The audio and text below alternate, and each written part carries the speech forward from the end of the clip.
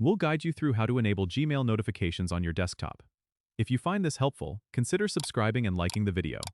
First, open your web browser and go to Gmail by typing mail.google.com in the address bar.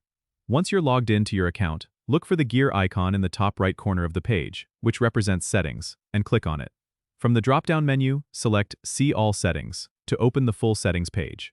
Now, navigate to the General tab if it's not already selected. Scroll down until you see the Desktop Notifications section. Here, you have a few options to choose from. You can select New Mail Notifications On to receive alerts for all incoming emails, or Important Mail Notifications On if you only want notifications for emails marked as important. Make your choice by clicking the respective option. Once you've done that, you need to click here to enable desktop notifications for Gmail if you haven't done this before.